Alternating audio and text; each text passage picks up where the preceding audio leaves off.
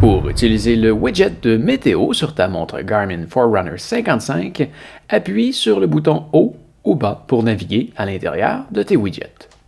Le widget de météo sur ma montre est le premier, mais si jamais tu ne le retrouves pas dans tous tes widgets, tu peux appuyer et maintenir le bouton Up jusqu'à ce que tu tombes sur cette page et tu peux ensuite ajouter un widget et tu devrais retrouver le widget de météo parmi cette liste. Comme dans mon cas, c'est déjà là, on va appuyer sur le bouton Back à 2 reprises pour y retourner. Et voici les informations qu'on voit. Donc déjà là, ici, on est capable de voir que c'est nuageux à l'extérieur et qu'il fait actuellement 1 degré et que les minimums et maximums de la journée sont de 1 à -3.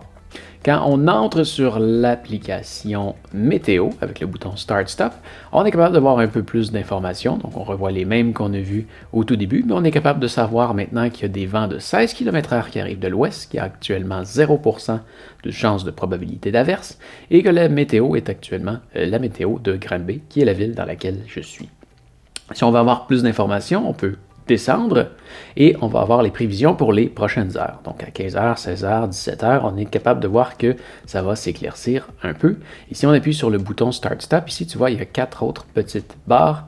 Eh bien, on est capable de voir la météo pour les heures à venir encore plus loin dans la journée ou dans la nuit, dans ce cas-ci. On peut encore descendre et on va être capable de voir la météo pour les jours à venir. Voilà.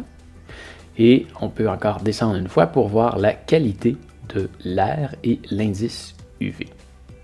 Donc voilà tout pour l'application de météo, le widget de météo sur ta montre Garmin Forerunner 55 et on peut revenir avec le bouton Back comme tu as vu jusqu'à l'écran d'accueil.